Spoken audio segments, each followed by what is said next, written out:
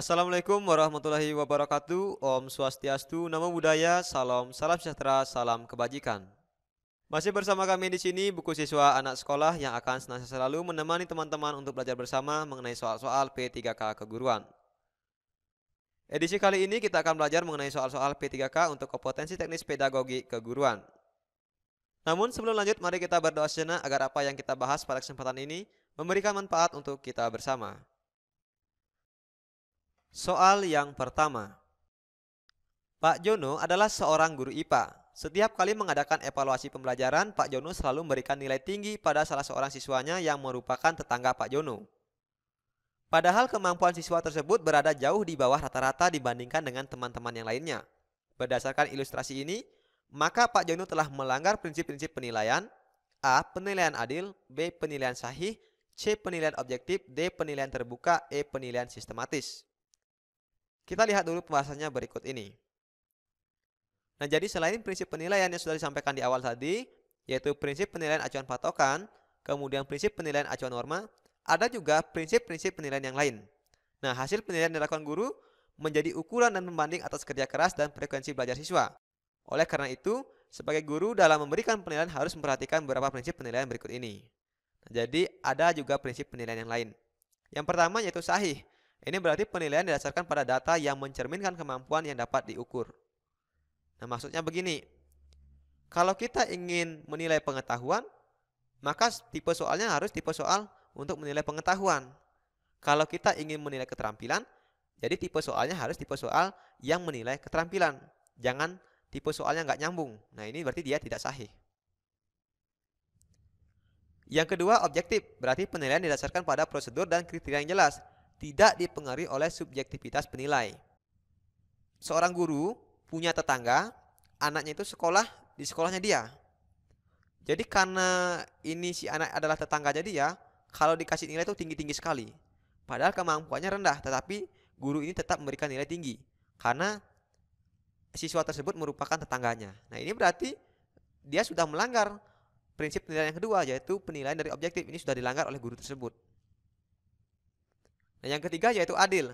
Berarti penilaian tidak menguntungkan atau merugikan peserta didik karena kebutuhan khusus serta perbedaan latar belakang, baik agama, suku, budaya, adat istiadat, status sosial ekonomi, dan gender. Nah, misalnya begini. Ada siswa yang cantik sekali. Ini dikasih nilai tinggi-tinggi, 90, 95. Ini mohon maaf. Kemudian ada siswa yang biasa-biasa saja. Ini dikasih nilai kecil-kecil, 75, 60. Nah, padahal dia kemampuannya tinggi. Nah, ini dia tidak adil dalam menilai. Atau mungkin, wah ini anak pejabat dikasih nilai tinggi-tinggi. Ini anak petani nilainya rendah. Nah, ini juga dia tidak adil dalam menilai. Yang keempat, terpadu. Berarti penilaian oleh pendidik merupakan salah satu komponen yang tidak terpisahkan dari kegiatan pembelajaran. Nah, jadi setelah proses pembelajaran itu harus ada penilaian. Yang kelima, terbuka. Berarti prosedur penilaian, kriteria penilaian, dan dasar pengambilan keputusan dapat diketahui oleh pihak yang berkepentingan. Nah, jadi ketika kita akan melakukan satu penilaian, kita sampaikan tujuan penilaiannya itu seperti ini, kriteria penilaiannya seperti ini, dan dasar pengambilan keputusannya seperti ini. Ini disebut dengan terbuka. Yang keenam, menyeluruh dan berkesinambungan. Berarti penilaian oleh pendidik mencangkup semua aspek kompetensi dengan menggunakan berbagai teknik penilaian yang sesuai untuk memantau perkembangan peserta didik. Nah, pada tahap ini, penilaian yang dinilai tidak hanya sebatas pengetahuan saja, tidak hanya sebatas keterampilan saja, tidak hanya sebatas sikap saja, tetapi harus secara menyeluruh. Baik sikap, pengetahuan, keterampilan harus dinilai dan dilakukan secara berkesinambungan, yaitu terus-menerus. Yang ketujuh, sistematis. Berarti penilaian dilakukan secara berencana dan bertahap dengan mengikuti langkah-langkah yang baku. Yang kedelapan, beracuan kriteria. Nah, berarti penilaian didasarkan pada ukuran pencapaian kompetensi yang ditetapkan. Nah, di sini tadi penilaian acuan patokan, penilaian acuan norma masuk ke dalam beracuan kriteria. Yang kesembilan, akuntabel. Berarti penilaian dapat dipertanggungjawabkan baik dari segi teknik, prosedur maupun hasilnya. Nah, ini adalah prinsip-prinsip penilaian. Nah, dengan demikian dari soal ini, sebagaimana dari prinsip-prinsip penilaian yang sudah dibahas tadi, Nah, salah satu penilaiannya yaitu objektif, berarti penilaian didasarkan pada prosedur dan kriteria yang jelas, tidak dipengaruhi oleh subjektivitas penilai. Maka jawaban yang tepat untuk pertanyaan ini yaitu yang C, penilaian objektif. Jadi Pak Jono ini telah melanggar prinsip penilaian objektif karena dia memberikan nilai tinggi kepada siswanya yang merupakan tetangganya. Padahal kemampuannya ini kan rendah. Nah, jadi dia tidak objektif dalam menilai. Soal berikutnya. Bu Lina, seorang guru kelas 1 SD yang menemukan siswanya kesulitan dalam mengingat abjad, sehingga siswa tersebut mengalami kesulitan dalam belajar mengeja. Sebagai seorang guru, hal yang harus dilakukan Bu Lina untuk membantu kesulitan siswanya adalah A. Belajar angka dengan warna dan animasi yang menarik.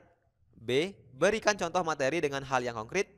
C. Menyanyikan lagu dan menempel poster abjad angka.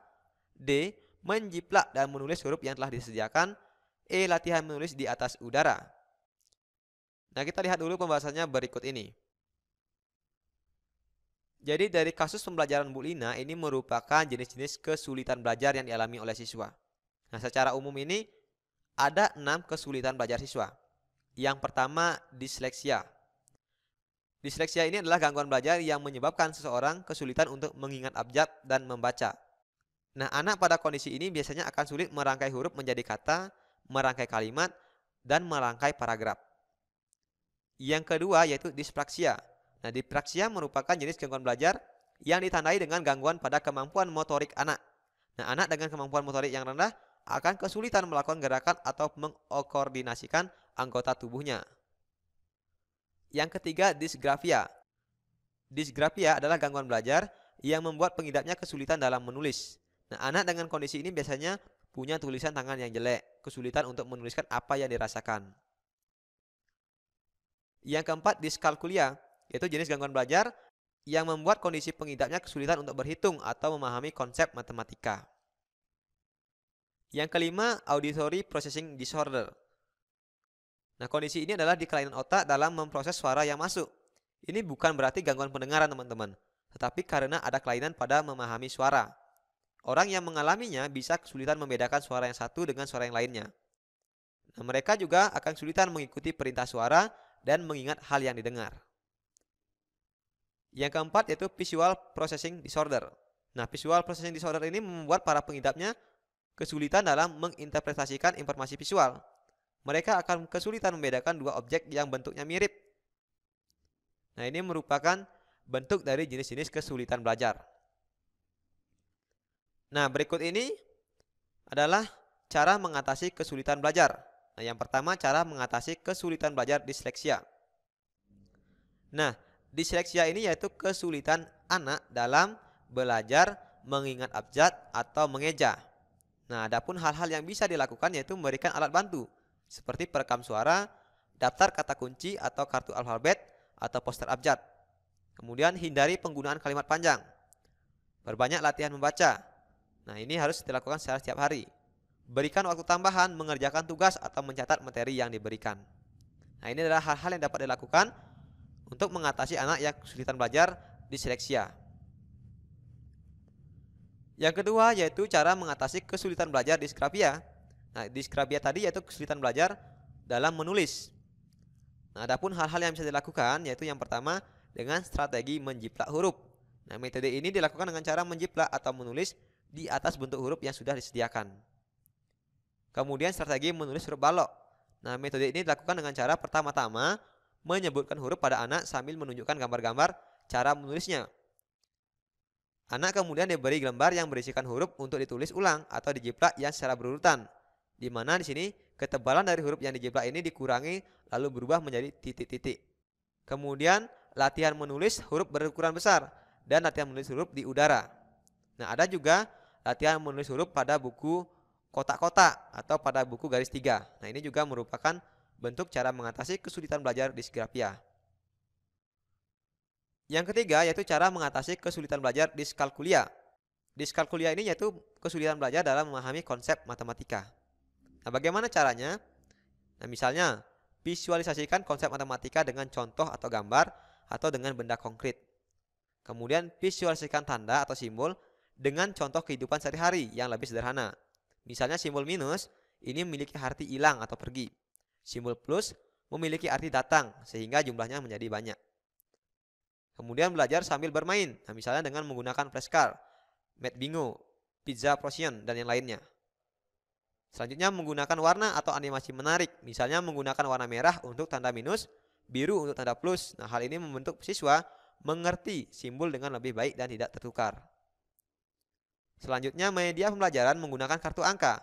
Misalnya pada kartu ada angka 2 dan berisi gambar 2 apel. Nah, ini hampir sama dengan visualisasikan konsep matematika dengan contoh gambar atau benda konkret. Nah, ini adalah beberapa cara untuk mengatasi kesulitan belajar pada anak, yaitu ada disleksia, disgrafia, diskalkulia. Nah, jadi teman-teman, yang penting teman-teman itu paham, disleksia itu kesulitan belajar apa, disgrafia kesulitan belajar apa. Nah, dengan begitu nanti dari option-option itu teman-teman bisa mengira-ngira, kalau dia kesulitan belajar ini, apa yang dilakukan. Nah, itu teman-teman bisa mengira-ngira. Nah, untuk cara mengatasi kesulitan belajar yang lain, nanti silakan teman-teman searching, cari-cari referensi yang lainnya. Nah, dengan demikian, jawaban yang tepat mengenai kesulitan belajar yang dilakukan oleh Bu Lina ini, yaitu disleksia, yaitu gangguan belajar yang disebabkan kesulitan anak dalam mengingat abjad dan membaca. Maka jawabannya adalah yang C, menyanyikan lagu dan menempelkan poster abjad atau angka. Kalau yang A, belajar angka ini, berarti dia kesulitan belajar diskalkulia. Berikan contoh materi dengan hal yang konkret, ini sama. Kesulitan belajar diskalkulia. Yang D, menjiplak dan menulis huruf yang telah disediakan. Nah, ini berarti dia disgrafia. Latihan menulis di udara, nah ini juga disgrafia. Soal berikutnya. Sebagai seorang guru yang mempelajari teori belajar kebutuhan menurut Maslow, maka tindakan apa yang paling tepat harus dilakukan guru dalam pembelajaran agar kegiatan belajar yang dilakukan lebih bermakna? A. Menyediakan lingkungan belajar yang nyaman. B. Memperbolehkan siswa untuk membawa bekal makanan dan minuman. C. Melakukan apersepsi sebelum kegiatan inti. D. Memberikan penghargaan pada siswa yang berprestasi. E. Mengembangkan kreativitas siswa. Nah, untuk teman-teman yang mungkin sudah pernah melihat video part 1 dari pembelajaran kita sebelumnya, itu sudah mengetahui bahwa teori belajar menurut Maslow itu adalah teori belajar tentang kebutuhan manusia. Ada 5 hierarki dari kebutuhan manusia itu. Nah, yang pertama adalah aktualisasi diri, yang kedua penghargaan, kemudian sosial atau kasih sayang, kemudian ada keamanan dan fisik atau fisiologis. Nah, dari pilihan option dari A sampai E ini merupakan semuanya teori belajar tentang kebutuhan Abraham Maslow. Menyediakan lingkungan belajar ini betul. Memperbolehkan siswa untuk membawa bekal minuman juga betul. Melakukan apersepsi juga betul. Memberikan penghargaan pada siswa juga betul. Mengembangkan kreativitas siswa juga betul. Nah, lantas yang mana jawabannya? Teori kebutuhan Abraham Maslow ini kan ada 5. Kalau kita contoh secara umum dalam kehidupan sehari-hari, misalnya fisik itu berupa makanan. Keamanan berarti kestabilan, sosial berarti persahabatan. Penghargaan itu merupakan status untuk diterima di masyarakat. Nah, kemudian aktualisasi diri yaitu prestasi. Nah, kalau dalam contoh lingkungan pekerjaan atau perusahaan, yang namanya fisik berarti upah minimum, keamanan itu adalah rencana pensiun, sosial itu teman sekerja, penghargaan adalah jabatan tertentu, dan aktualisasi diri adalah pekerjaan yang menantang. Nah, ini contoh secara umum dan contoh dalam perusahaan.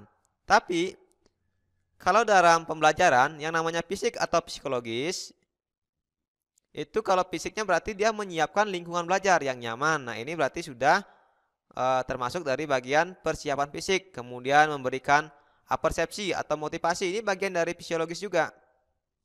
Nah, kalau keamanan misalnya di sekolah itu kan ada peraturan atau tata tertib yang harus ditaati oleh semua siswa. Nah, ini merupakan bagian dari keamanan.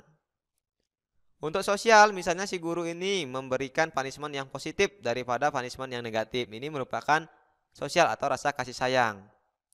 Nah, misalnya si guru juga sering membimbing siswanya dalam mengerjakan masalah-masalah yang begitu rumit. Nah, ini juga merupakan dari kebutuhan sosial atau kebutuhan akan rasa kasih sayang. Nah, kalau penghargaan ini misalnya seorang siswa yang bisa menjawab dengan baik dan benar ini diberikan aplaus atau tepuk tangan umpamanya. Ini juga bagian dari penghargaan. Nah, kalau aktualisasi diri ini berarti tingkatan tertinggi dari kebutuhan teori belajar Abraham Maslow. Nah, apabila seseorang sudah bisa mengaktualisasikan dirinya, maka secara tidak langsung keempat-empat yang lainnya ini sudah tercakup atau sudah mencangkup dalam aktualisasi diri. Karena seseorang tidak akan mungkin bisa melakukan aktualisasi diri apabila yang lainnya ini belum tercapai. Jadi, tingkatan tertinggi dari teori kebutuhan Abraham Maslow itu adalah aktualisasi diri. Nah, kalau di sekolah, bagaimana bentuk aktualisasi dirinya? Yaitu misalnya si siswa melakukan kegiatan praktik atau praktikum. Nah, ini merupakan bentuk aktualisasi diri, yaitu mengasah kreativitas siswa. Nah, sesuai dengan teori belajar humanisme, yaitu memanusiakan manusia. Nah, sesuai dengan pertanyaannya di sini, sebagai seorang guru yang mempelajari teori kebutuhan menurut Maslow, maka tindakan apa yang paling tepat? Nah, ingat, maka tindakan apa yang paling tepat? Nah, kita lihat narasi soal, teman-teman. Jangan sampai kita terkecoh dengan soalnya. Karena sesuai dengan opsinya ini dari A sampai E semuanya hampir sama. Dan semuanya adalah teori kebutuhan Abraham Maslow. Tetapi di sini kita diminta tindakan apa yang paling tepat. Jadi jawabannya yaitu yang E, mengembangkan kreativitas siswa. Karena kreativitas siswa itu berarti sudah mengaktualisasikan diri. Nah, aktualisasi diri merupakan kebutuhan tertinggi dari teori belajar Abraham Maslow. Soal berikutnya. Memberikan gambaran bahwa pengalaman belajar dapat melalui proses perbuatan atau mengalami sendiri apa yang dipelajari. Proses mengamati dan mendengarkan melalui media tertentu dan proses mendengarkan melalui bahasa. Sebagai seorang guru, apa yang harus dilakukan dalam pembelajaran berdasarkan kerucut pengalaman dari Edgar Dill? A. Selektif dalam memilih media pembelajaran. B. Lebih mengutamakan media konkret dalam pembelajaran. C. Menekankan aspek psikomotor anak. D. Kreatif dalam merancang media pembelajaran. E. Lebih menekankan siswa untuk menghafal. Nah, sama dengan soal yang sebelumnya, jadi teori tentang Edgar Dill ini sudah kita bahas dalam video pembelajaran part pertama untuk teknis pedagogiknya. Nah, namun kali ini kita bahas lagi teman-teman, karena memang teori-teori belajar dari Maslow, Edgar Dill ini sangat sering sekali keluar dari teman-teman yang sudah tes pada tahap 1. Ini hampir 90% mengatakan dia dapat teori belajar dari Maslow, kemudian Edgar Dill, dan tokoh-tokoh yang lainnya yang sudah kita bahas sebelumnya dalam video part 1. Nah, kita lihat dulu pembahasannya berikut ini. Nah, ini adalah kerucut pengalaman belajar yang dikemukakan oleh Edgar Dill. Nah, dari sini kita lihat, ini dari tingkatan keterlibatan ini ada verbal, visual, terlibat, dan berbuat. Kemudian jika dari kerucut pengalamannya ini kita lihat dari membaca, mendengar, dilihat berupa gambar atau diagram, lihat video atau film, lihat demonstrasi, terlibat dalam diskusi, menyajikan atau presentasi, bermain peran, melakukan simulasi, mengerjakan hal yang nyata. Nah, kemudian di sini ada yang diingat. Nah, kalau dia pada level membaca itu yang diingat hanya 10%. Kalau dia hanya mendengarkan itu 20%. Nah, level melihat gambar atau diagram, kemudian melihat video atau melakukan demonstrasi ini 30% untuk daya ingatnya. Nah, kalau dia terlibat dalam diskusi ini 50%. Kemudian kalau menyajikan atau presentasi ini 70%. Nah, yang paling tinggi yaitu bermain peran, melakukan simulasi, dan mengerjakan hal-hal yang nyata atau praktik. Nah, ini sekitar 90%. Jadi, teori pengalaman belajar dari Edgar Dill ini semakin ke bawah, ini semakin besar daya ingatnya. Nah, harapannya yang mana? Apakah yang 10%, apa yang 90%? Tentu yang menjadi harapan yaitu yang daya ingatnya 90% yang terbanyak. Nah, agar mencapai daya ingat 90% ini, maka pembelajaran itu dirancang sekonkret mungkin, senyata mungkin. Maka jawaban yang tepat untuk pertanyaan ini yaitu yang B, lebih mengutamakan media konkret dalam pembelajaran.